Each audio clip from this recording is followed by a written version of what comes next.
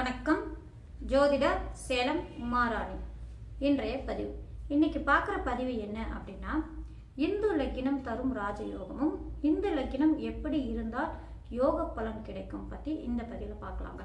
இப்போ இந்து லக்கினம்னா எந்த மாதிரி அமைப்பில் இருந்தால் அது இந்து லக்கினம், அது எந்த அமைப்பில் இருந்தால் அதை எப்படி எடுக்கணும் அந்த விவரத்தையும் நான் சொல்கிறேன். அடுத்தது அந்த இந்து லக்கினத்தால் தரக்கூடிய பலன்கள் அப்படின்னு எடுத்துக்கிட்டால் அது எந்த மாதிரி அந்த கிரகங்கள் இருக்கும் பட்சத்தில் அது யோக பலன்கள் கொடுக்கும் அப்படின்னு விரிவாகவும் சொல்கிறேங்க. சரிங்களா? இப்போ இந்த இந்து லக்னம் பற்றி நம்ம முன்னோர்கள் மூல நூல்களில் கொடுத்துருக்காங்க. இந்த கிரக அமைப்பு இந்த மாதிரி இருந்தால் அது இந்து லக்னம் அப்படின்னு. சரிங்களா? இப்போது அந்த அவங்க ஒரு சிலருக்கு பாருங்கள், ஜாதகங்களில் அதாவது யோகமான அமைப்பு இருக்கும். அந்த ஜாதகத்தில் யோகமான அமைப்பு ஆட்சியாகவோ உச்சமாகவோ பலம் பெற்ற கிரகங்கள்லாம் இருந்தாலும் அது திசை வரல அப்படிங்கிறதுனால அந்த ஜாதகர் சாதாரண நிலையிலேயே இருப்பாங்க. இந்த அமைப்பில் எனக்கு இன்னும் இருந்தும் அது எனக்கு பலன் தரல அப்படின்னு. ஆனால் இந்த இந்து லக்ன அமைப்பில் கிரகங்கள் இருக்கும் பட்சத்தில் அந்த கிரகங்களுடைய திசை நடந்தாலும் அவங்களுக்கு மிகுந்த ராஜ யோகத்தை கொடுக்கும். அது இந்த இந்து லக்னம் பொறுத்த வரைக்கும் பாருங்கள், கோடீஸ்வர யோகத்தை கொடுக்கும், திடீர் கோடீஸ்வர யோகத்தை கொடுக்கும். பொருளாதாரத்தில் கீழே இருந்தாலும் அந்த ஜாதகர் பாருங்கள் மடமடன் அந்த இந்து லக்னத்தில் அந்த திசநாதன் திசா காலங்கள் கோடீஸ்வர யோகத்தை கொடுத்துரும் அப்படின்னலாம் சொல்லப்பட்டிருக்காங்க. அப்பேற்பட்ட இந்து லக்னம் அந்த ஜாதகருக்கு இந்து லக்ன அமைப்பில் இருக்கக்கூடிய கிரகங்கள் திசையில் மிகுந்த ராஜயோகத்தை கொடுக்கும் அப்படின்னு. இப்போ இந்து லக்னம் அப்படின்னா என்ன அப்படின்னு நான் சொல்லிட்டு, அந்த இந்து லக்னம் எந்த மாதிரி அமைப்பில் இருக்கும் பட்சத்தில் அது நன்மையும் தரும் அப்படின்னு விரிவாக சொல்கிறேன். சரிங்களா? இப்போ இந்து லக்னம் அப்படின்னு எடுத்துக்கிட்டான்னா, இப்போ நம்ம கிரகங்கள் அப்படின்னு எடுத்துக்கிட்டா 9 கிரகங்கள் இருக்கு இல்லைங்களா? அது 9 கிரகங்கள் ராகு கேதுகளை தவிர்த்து மற்ற கிரகங்களுக்கு களப்பரிமாண எண்கள் அப்படின்னு நம்ம முன்னோர்கள் கொடுத்துருக்காங்க. அந்த களப்பரிமாண எண்கள் கொண்டு இந்து லக்னத்தை கண்டுபிடிக்கணும் அப்படின்னு. இப்போ களப்பரிமாண எண்கள் என்ன, அந்த களப்பரிமாண எண்கள் கொண்டு எப்படி இந்து லக்னத்தை ஜாதகத்தில் கண்டுபிடிக்கலாம் அப்படின்னு. ஏன்னா நம்ம ஜாதகத்தில் பாருங்கள், நம்ம சுய ஜாதகத்தில் லக்கினம் அடுத்தது ராசி இந்த மாதிரி அமைப்பில் இருக்கும் இல்லைங்களா? அந்த மாதிரி அமைப்பில் இருந்தாலும் இந்து லக்னம் அமைப்பும் உண்டு. அந்த இந்து லக்னத்தில் இருக்கக்கூடிய அமைப்பில் கிரகங்கள் கோடீஸ்வர யோகத்தை தரக்கூடிய அமைப்பு அப்படிங்கிறதுனால தான் இந்து லக்னத்துக்கு உண்டான அமைப்பு எப்படி இருக்கும் அப்படின்னு நம்ம முன்னோர்கள் மூல நூல்களை கொடுத்துருக்காங்க. சரி, இப்போ இந்த கிரகங்கள் ராகு கேதுகளை தவிர்த்து மற்ற கிரகங்களுக்கு களப்பரிமாண எண்கள் அப்படின்னா என்னென்ன எண்கள் கொடுத்துருக்காங்க அதை பார்த்துட்டு மற்ற பலன் பற்றி நான் சொல்கிறேன். இப்போ களப்பரிமாண எண்கள் அப்படின்னு எடுத்துக்கிட்டாங்கன்னா சூரிய பகவானுக்கு 30, அடுத்தது சந்திர பகவானுக்கு 16 எண் கொடுத்துருக்காங்க. அடுத்தது செவ்வாய் பகவானுக்கு 6, புதன் பகவானுக்கு 8, குரு பகவானுக்கு 10, சுக்கிர பகவானுக்கு 12, சனி பகவானுக்கு 1. இது இந்த கிரகங்கள் 7 கிரகங்கள் இருக்கு இல்லைங்களா? அதாவது ராகு கேது தவிர்த்து சூரியன் முதல் சனி வரையிலான இந்த 7 கிரகங்களுக்கும் களப்பரிமாண எண்கள் இந்த எண்கள் கொடுத்துருக்காங்க. இந்த எண்களை எப்படி பயன்படுத்தினா அதை இந்து லக்கினமாக எடுக்க முடியும் அப்படின்னு எடுத்துக்கிட்டாங்கன்னா இந்த எண்களை நம்ம ஞாபகம் வச்சுக்கணும்.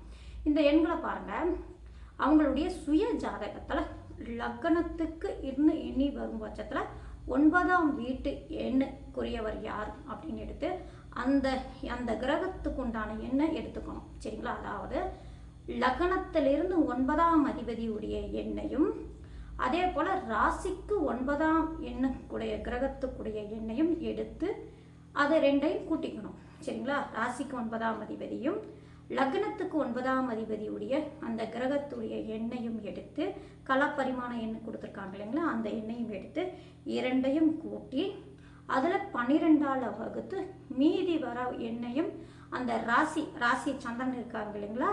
அந்த ராசியில இருந்து தொட்டு எண்ணிட்டு வர கண்ட ராசியை இந்து லக்னம் ஆகும். சரிங்களா? அதாவது இன்னொரு வாட்டின்னு சொல்கிறேன். இப்போ களப்பரிமாண எண்ணை நான் இப்போ 7 கிரகத்துக்கு கொடுத்துருக்கேன் இல்லைங்களா? இந்த எண்ணை ஞாபகம் வச்சுக்கோங்க.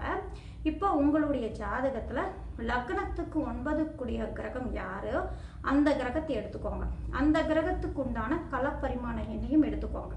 அடுத்தது ராசியிலிருந்து 9க்குரியவரையுடைய எண்ணையும் எடுத்துக்கோங்க. லக்னத்துக்கு 9க்குரியவரும் ராசிக்கு 9க்குரியவர் கிரகத்துடைய எண்ணையும் ரெண்டையும் கூட்டிக்கோங்க. கூட்டி அதில் 12ல் வகுக்கணும்.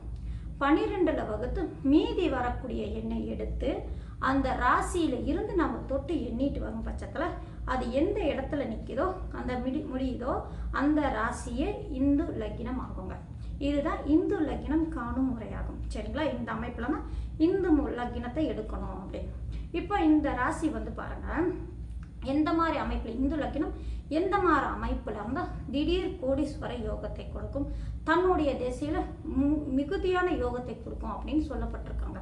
மிகுதியான யோகம்னா திடீர்னு கோடீஸ்வரர் ஆயிடுறாங்க அப்படின்னு சொல்றாங்க இல்லைங்களா? நல்ல பொருளாதாரத்தில் மேன்மை அடைஞ்சிடறாங்க.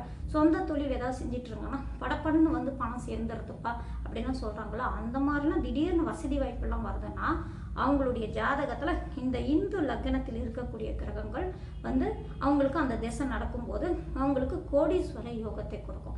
இப்போ இந்து லக்னத்துல இப்போ நம்ம எண்ணி வந்தோம் இல்லைங்களா, கூட்டி 12ஆல வகுத்து கூட்டி வரக்கூடிய எண்ணெய் சந்திரன்லேருந்து எண்ணி வந்து எங்கே நிற்கிதோ அந்த இடம் இந்து லக்னம்.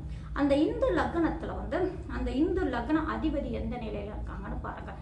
அந்த இந்து லக்ன அதிபதி ஆட்சியாகவோ அல்லது அது உச்சம் வீட்டில் இருந்தாலும் சரிங்க, அந்த இந்து லக்னத்து அதிபதி ஆட்சியாக உச்சமாக இருக்கும் பட்சத்தில் அது வந்து தன்னுடைய திசையில கோடீஸ்வர யோகத்தை தரும் அப்படின்னு. அதே போல அந்த இந்து லக்னத்துல ஒரு உச்சம் பெற்ற கிரகம் நின்று திசை நடந்தாலும் அந்த திசா காலங்களில் கோடீஸ்வர யோகத்தை தரும் அப்படின்னு சொல்லப்பட்டிருக்குங்க. அதாவது இந்து லக்னத்துல அந்த லக்னத்தில் அந்த இடத்துல அந்த ராசியில் ஒரு கிரகம் உச்சம் பெற்ற கிரகம் நின்று இருந்தாலும் அதோட திசை நடக்கும் காலங்களில் கோடீஸ்வர யோகத்தை கொடுக்கும் அப்படின்னு. அந்த இந்து லக்னம் பாருங்க, லக்னத்துக்கு கேந்திரத்திலையோ அல்லது திருகோண ராசியிலையோ அந்த இந்து லக்னம் விழுந்திருக்கு அப்படின்னாலும் அந்த இந்து அதிபதி நல்ல அமைப்பில் இருக்கும் பட்சத்தில் அது யோகமான பலன் கொடுக்கும், கோடீஸ்வர யோகத்தை பலன் கொடுக்கும் அப்படின்னு சொல்லப்பட்டிருக்காங்க. அடுத்தது அந்த இந்து லக்னத்துக்கு பாவ கிரகங்கள் இருந்தால் அது முழுமையான பலன் தருமா அப்படின்னு எடுத்துக்கிட்டாங்கன்னா, இப்போ பாவ கிரகங்கள்னா பொது பாவர் பொது சுபர் எடுக்காதீங்க. அந்த லக்னத்துக்கு பாவர் சுபர் யார் அப்படின்னு பாருங்க. அந்த லக்னத்துக்கு பாவர் சுபர் அப்படின்னு எடுத்துக்கிட்டாங்கன்னா, பாவர் அப்படின்னா 6, 8, 12ஆம் அதிபதிகள், சுபர்னு அப்படின்னா 1, 5, 9ஆம் அதிபதி கேந்திர அதிபதிகள், இவங்கெல்லாம் சுபராக வரக்கூடிய அமைப்பு. சரி, இந்த மாதிரி அமைப்பில் இருக்கும் பட்சத்தில் அந்த இந்து லக்னத்தில் அந்த லக்னத்துக்கு பாவ கிரகங்கள் இருந்தாலும் தன்னுடைய திசையில நன்மையும் யோகத்தையும் தரும். இந்து லக்னத்துல பாவ கிரகங்கள் லக்னத்துக்கு பாவ கிரகங்கள் இருந்தாலும் யோகத்தையும் நன்மையும் தரும் அப்படின்னு சொல்லப்பட்டிருக்காங்க.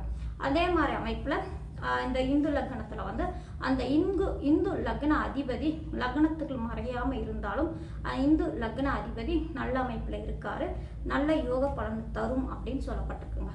அது மட்டும் இல்லைங்க, இந்து லக்னத்துல வந்து இந்து லக்னத்துக்கு கோச்சாரத்துல கொடுத்த எடுத்து பலன் பார்க்கலாம்.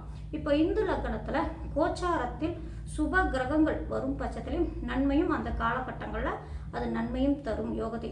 உதாரணத்துக்கு இந்து லக்னத்து மேல இருக்கு இல்லைங்களா, உங்க ராசியில இந்து லக்னம் எதுவும் கண்டு அறிஞ்சிருக்கீங்க.